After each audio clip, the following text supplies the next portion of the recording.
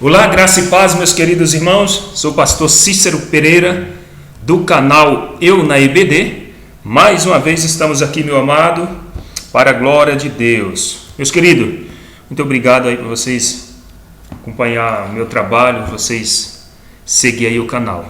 Que Deus abençoe a vida de vocês. E você que não é inscrito, está tendo contato comigo através dessa vídeo, ou dessa videoaula, pela primeira vez, meus amados, ou meu amado, seja bem-vindo, tá? Você que ainda não conhece o meu trabalho é o seguinte, meus queridos, eu disponibilizo os slides das lições correspondentes, de cada semana, da revistinha da CPAD, as lições de adultos. Nós estamos no quarto e último trimestre desse ano, e assim, eu toda semana disponibilizo em PowerPoint as lições resumidas, para você que é professor, professora, superintendente, ou até mesmo você que é aluno da escola bíblica, e está assistindo esse vídeo, assista ele até o fim para você ver como que é a metodologia desta aula. Eu não vou aqui entrar por menores, não vou me aprofundar no texto, nada disso. Eu só vou aqui passar os slides para você ter uma noção de como que você pode estar usando na sua igreja esses slides, que para mim faz todo o diferencial.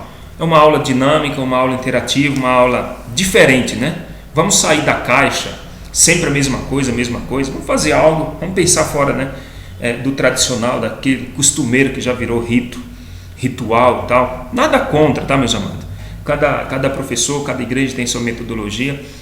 Não estou dizendo que é errado, que é certo, isso ou aquilo, não é isso, me entenda, por favor. Mas eu estou dizendo que é bom a gente inovar, é bom a gente fazer algo diferente, porque desperta curiosidade.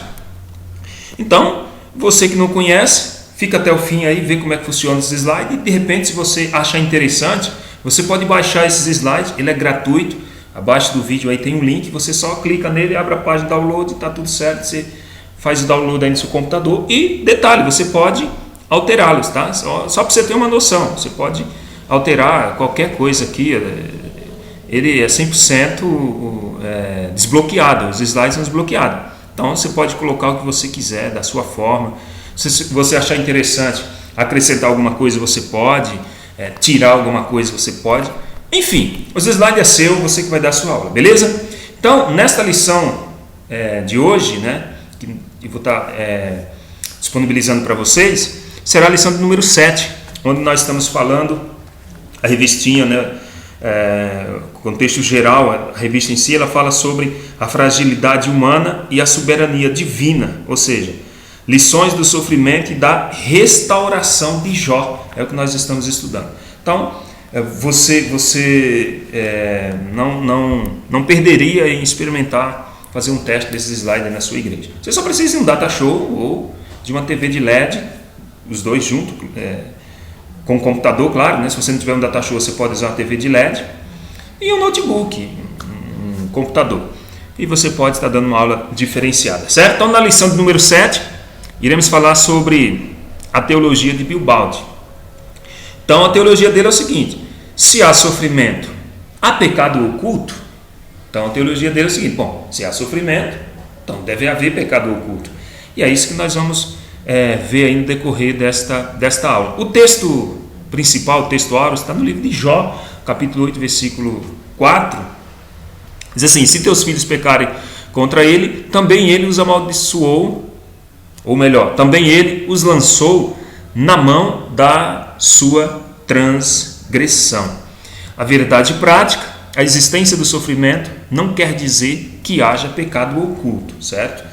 Então, não é porque a pessoa está sofrendo que isso quer dizer que ela está em pecado, que existe um pecado que ela não confessou, certo? Então, Deus é reto e justo, isso nós sabemos. Deus é reto, Deus é justo, Deus também é santo. Então, nesta lição nós veremos que a contraposição que Bilbald faz ao caráter de Deus com o pecado humano é o que nós iremos ver. Então, é o seguinte, logo, se Deus é santo e justo, ele não compactua com o pecado oculto de uma pessoa. Então, essa é uma doutrina correta, verdade, Deus não compactua com o pecado de ninguém. Então, ao constatarmos ao longo desta desta aula, nós vamos ver se isso aí procede, certo? E como que funciona. Então, ao constarmos, ou ao constatar na Bíblia, que não é porque a pessoa está em pecado, ou que ela está sofrendo, na verdade porque ela está em pecado. Nem todo sofrimento é culpa de pecado oculto. Nós sabemos que todo pecado causa danos, né? A saúde física, espiritual, enfim, causa mesmo, o pecado causa mesmo. Agora, não é que a pessoa está passando com um problema, não é porque a pessoa está enferma, no caso de Jó, que é porque ela está escondendo alguma coisa. Então, essa é uma doutrina correta, de que Deus não compactua com o pecado de ninguém. Ao constatarmos ao longo das Escrituras, entretanto, a acusação de pecado oculto se aplica ao caráter de Jó? Será que dá para aplicar nesse contexto aqui? Se Jó estava sofrendo é porque ele tinha alguma coisa escondida? O livro deixa claro que não. Isso é óbvio. Então, o problema de Jó não era o pecado oculto. Embora seu amigo Bildade o acusasse desse pecado. Então, ele estava certo de que não havia nada a esconder. O diálogo de Jó com Bildade deve nos levar à seguinte reflexão: os problemas que se abatem na vida dos servos de Deus quase sempre não podem ser explicados de forma simplista. Então, não é porque a pessoa está em pecado, não é porque a pessoa está sofrendo, está passando por enfermidade, passando por provações, por algum tipo de problema, que ela está em pecado. Nós temos o exemplo de um grande homem de Deus, que era Eliseu, e ele morreu enfermo. Isso quer dizer que ele estava em pecado, que ele tinha pecado oculto, né? Que ele estava cometendo pecado oculto. Então, a leitura bíblica em classe está em Jó, né? São 3 referências, no capítulo 8, do 1 ao 4, depois no 18, do 1 ao 4 também, e no 25, do 1 ao 6. A introdução diz o seguinte: nesta aula estudaremos sobre a teologia do segundo amigo de Jó, Bildade. Veremos que ela apresenta o caráter justo e reto de Deus em contraposição ao suposto pecado oculto de Jó. Estudaremos também a defesa de Bildade por uma moralidade rígida fundamentada em meros preceitos religiosos, sem contudo guiar-se por princípios espirituais. Então nós devemos também analisar os princípios espirituais, certo? Então, e finalmente analisaremos a ideia de, segundo Bildade, a ideia segundo Bildade é o seguinte: Deus é um ser muito distante e que, devido à sua onipotência e grandeza, está muito longe do mortal. Será que isso é verdade? Será que Deus, por ser santo, por ser todo-poderoso, será que ele está distante mesmo do ser humano, do homem frágil, do homem mortal? Então, ele, portanto, é inacessível ao longo de cada argumento de Bildade. Veremos a contraposição de Jó. Então é isso que nós iremos ver. Será que é isso mesmo? Será que Deus, por ser onipotente, por ser tão quem ele é, santo, 3 vezes santo, poderoso, onisciente, onipotente, onipresente, será que ele é inacessível? É o que nós iremos ver aí, tá? Então, essa lição ela tem 3 pontos específicos. No primeiro ponto, nós iremos falar sobre o pecado em contraste com o caráter justo e santo de Deus. No segundo, o pecado visto como quebra da moralidade tradicional. E o terceiro e último tópico, o pecado em contraste com a majestade de Deus. Tópico 1, o pecado em contraste com o caráter santo e justo de Deus. Deus é justo e reto. Bom, e isso é verdade. A teologia de Bildade no capítulo 8, do versículo 1 ao 22, possui semelhanças com a de seu amigo Elifaz, né? Então, para esse segundo amigo, as ações de Jó não poderiam ser justificadas, pois elas condenavam Deus, revelando que ele punia pessoas justas. Então, por outro lado, veja bem, como Deus não era injusto, então Jó deveria reconhecer seu pecado, pois ele estava sendo terrivelmente afligido. Assim, a teologia de Bildade pode ser classificada em 2 esferas, ou seja, Primeiro, a dos maus e a dos bons. Então, por exemplo, Bildade assegurava que os filhos de Jó foram mortos porque eles eram os maus. Por isso que os filhos de Jó foram mortos, porque eles eram pessoas más, pessoas ruins. Está lá no capítulo 8, versículo 4. Por outro lado, como um homem que alegava ser justo e bom, Jó poderia desfrutar novamente do favor de Deus e se reconciliasse com seu pecado. Então, para Bildade aqui, o mal só cai sobre as pessoas ruins. O justo não passaria por problema nenhum. Então, o que é verdade aqui? Bom, verdade que todo pecado tem uma consequência, é verdade. Agora, não é porque a pessoa ela é justa, não é porque a pessoa segue a Deus, serve ao Senhor, porque ela está passando por algumas dificuldades, por algum problema, seja ele qual for, é porque ela tem pecado oculto. Isso não é verdade. E Deus é um Deus de relacionamento. Deus é um Deus que se preocupa com as pessoas. Nós estamos nos aperfeiçoando cada dia mais. Nós estamos em obras, nós estamos sendo trabalhados. Segundo subtópico, uma compreensão limitada da natureza de Deus. Bom, vamos lá. Bildade traz consigo uma compreensão incompleta e limitada da natureza de Deus, o que faz com que ele pense que o sofrimento de Jó seja a consequência de um pecado oculto. Então,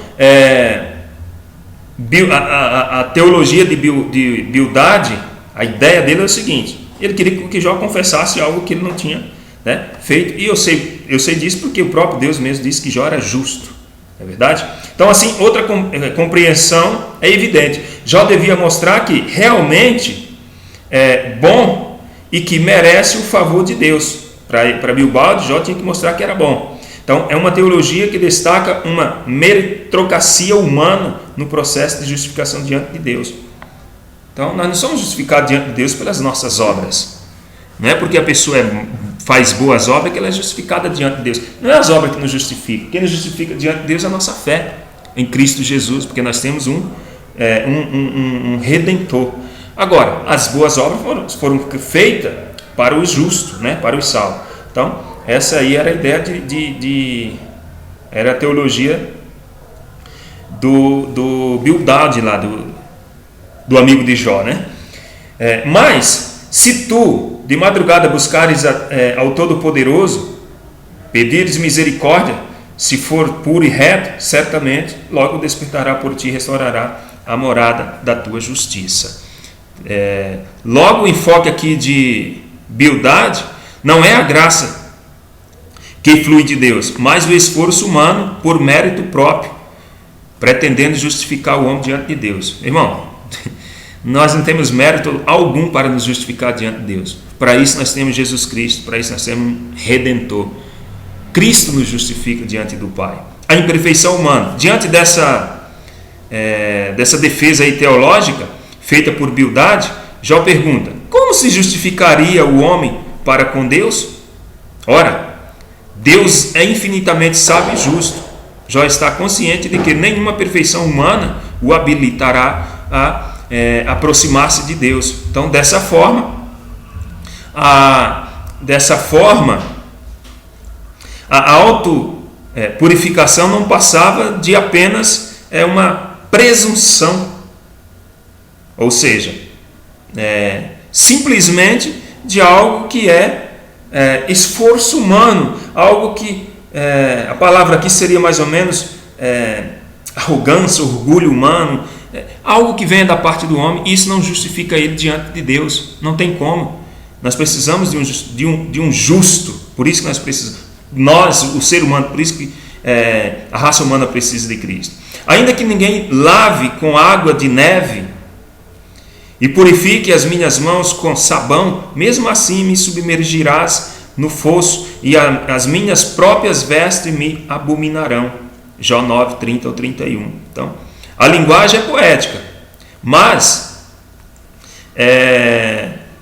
ela afirma, obviamente, a doutrina da santidade de Deus e a pecaminosidade humana. Então, Deus é santo e Jó um pecador. Entretanto, essa não era uma questão para Jó. Por quê? Bom, o grande questionamento dele poderia ser feito da seguinte forma. Qual que seria o grande questionamento de Jó? Bom, é verdade que onde há sofrimento há pecado? Essa era a pergunta de Jó. Seus amigos, né, os amigos dele ali, com certeza diria que sim. Mas para Jó não. Jó rebate isso aí. E ele estava certo. Nós sabemos que, de forma alguma, o problema aqui estava em Jó. Isso lá no capítulo 1 fala o porquê disso tudo. Nós sabemos, mas Jó não sabia. Mas Jó confiava no seu Deus. Jó sabia da sua posição diante de Deus. Deus havia testemunhado acerca da integridade e da justiça de Jó. Isso deixa claro que nem sempre o sofrimento é fruto de uma imperfeição moral ou resultado de um pecado pessoal. Esse era o caso de Jó. Então, meu irmão, não é porque as coisas não estão dando certo para mim ou para você ou para alguém, para um servo de Deus, é que ele está em pecado com Deus, tem pecado oculto. Não, nada disso. Nós temos que nos posicionar diante de Deus e continuar crendo, continuar na nossa fidelidade para com Ele. E nós fechamos aqui o tópico 1, a síntese do tópico 1 diz o seguinte: Deus é justo e reto, o ser humano é imperfeito. Então precisamos de um Redentor, precisamos de um Salvador. Fechamos o tópico 1, vamos para o tópico 2. O pecado visto como quebra da moralidade tradicional. Moralidade por tradição. Bildade, está lá em Jó 18, também está comprometido na defesa da moralidade que acredita ser a correta. Para ele, não havia nada errado quando se fez a defesa da justiça divina, da mesma forma que acreditou estar correto quando defender aí a moralidade dos dias. Então, o que acontece é o seguinte: todavia não podemos falar de uma ética ou teologia moral de Bildade, mas simplesmente de um moralismo fundamentado aí na tradição. Meu irmão, nós não podemos colocar a tradição em cima dos princípios, acima de princípios bíblicos, não é verdade? Jesus disse que a lei ela se resume em 2 mandamentos: ame a Deus acima de todas as coisas e o seu próximo como a si mesmo. O que estava faltando aqui para os amigos de Jó era um dos princípios bíblicos, o amor, não é verdade? As pessoas não perguntam por quê, né? Está acontecendo isso ou não. Perguntam por que você fez isso. Então o que você fez você deve ter feito alguma coisa, porque a gente se baseia às vezes muito na lei da semeadura, e é verdade, há princípios aí. O que a gente planta, a gente se colhe. Agora, temos que analisar que nem tudo que vem sobre a nossa vida é consequência ou porque nós estamos em rebeldia, porque nós erramos com Deus. Não. Nós temos que analisar cada situação em particular. Dentro do contexto aqui de Jó, o que ele estava passando não tinha nada a ver com pecado oculto, com coisa que ele tinha cometido diante de Deus. E nós sabemos disso porque a Bíblia mesmo nos relata isso. A subversão da ordem moral.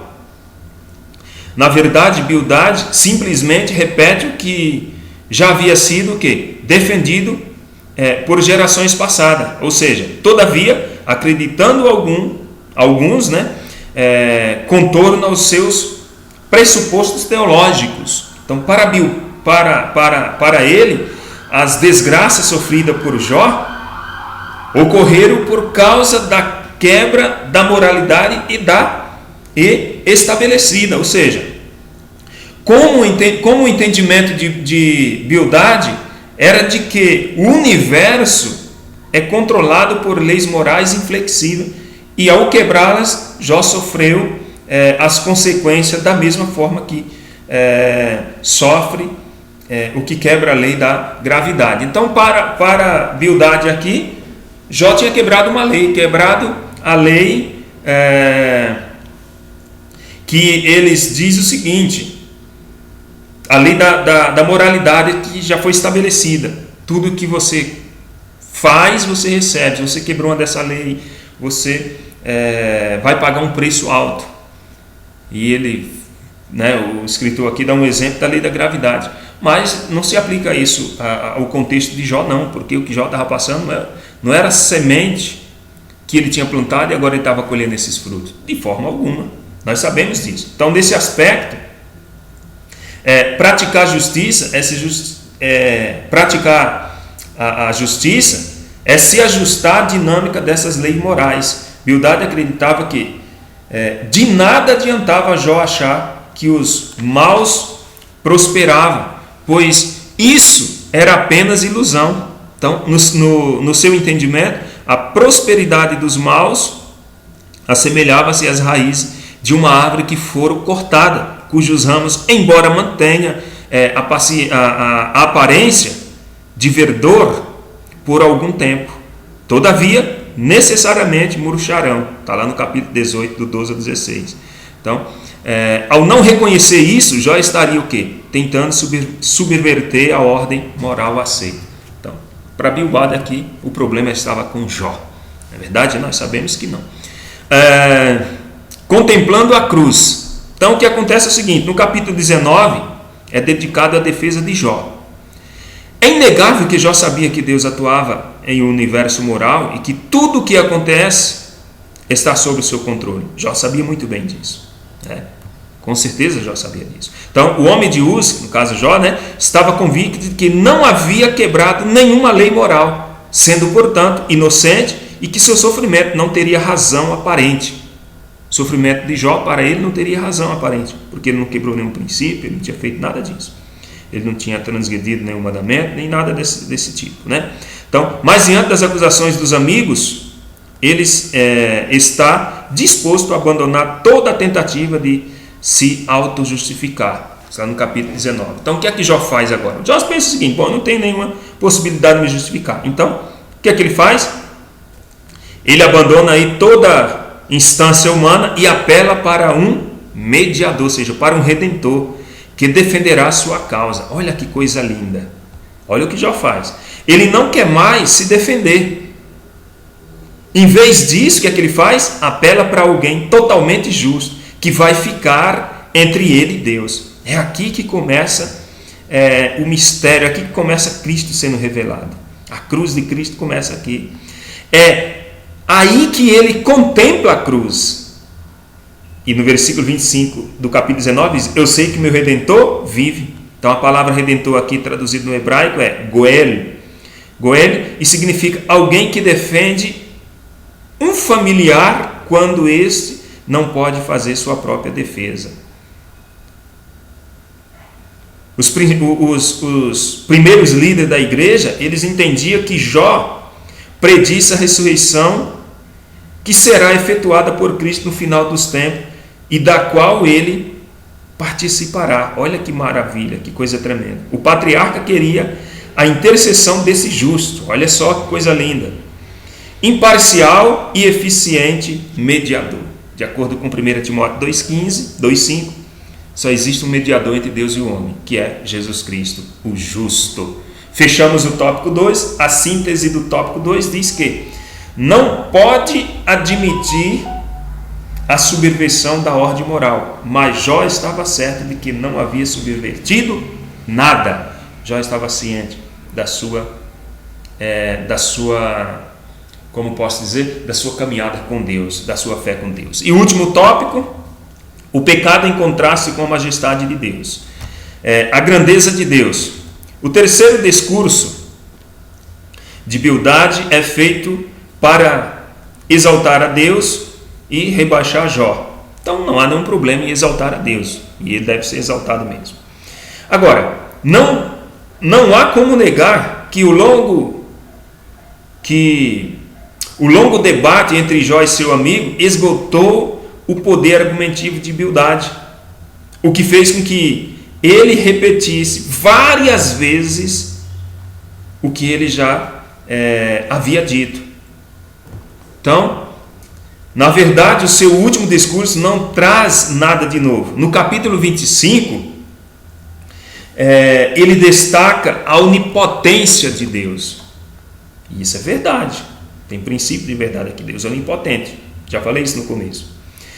Deus é grande e poderoso. Por isso, nada há de errado quando Bildade defende a majestade de Deus.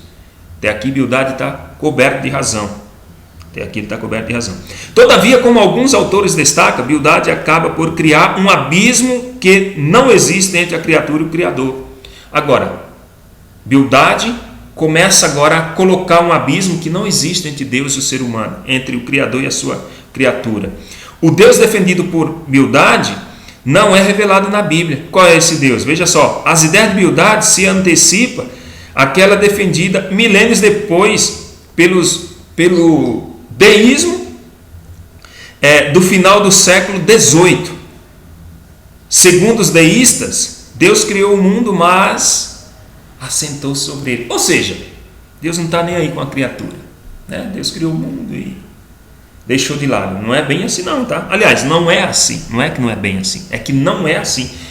Tudo que Deus fez, Ele zela, Ele cuida, Ele sustenta até hoje. Agora, concernente à coroa da sua criação, que somos nós, esse aí Deus tem um cuidado especial. Sei disso porque Jesus disse isso. Que o Pai cuida das aves dos céus, quanto mais dos pequenininhos, quanto mais de nós. Então, onipotente, mas não ausente. Deus é onipotente, mas não é ausente não, tá? Jó responde a Bildade com ironia. Olha o que Jó responde. Como ajudaste aquele que não tenha força e sustentaste o braço que não tinha vigor? Jó 26:2. Aqui Jó não questiona a onipotência divina, mas a aplicação que Bildade fez desse conceito.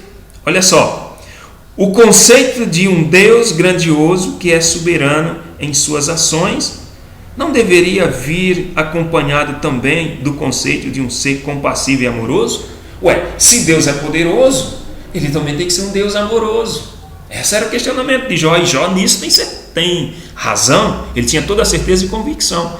Deus é 3 vezes santo, mas a santidade de Deus não é maior do que o seu amor. A onipotência de Deus não é maior do que o seu amor, e nem seu amor maior do que a potência dele, e nem ele é maior do que a sua justiça. Deus é por igual. Da mesma forma que ele é poderoso, ele é santo. Da mesma forma que ele é santo, ele é amoroso. Porque Deus é amor, né? Deus não deve ser visto apenas em força, mas sobretudo por seu amor. Ele nunca exaltou o seu poder e grandeza acima de seu amor. Ele não disciplina simplesmente porque é grande. Olha que interessante. Deus não disciplina porque Ele é poderoso, não, tá? Porque Ele é grande, de forma alguma.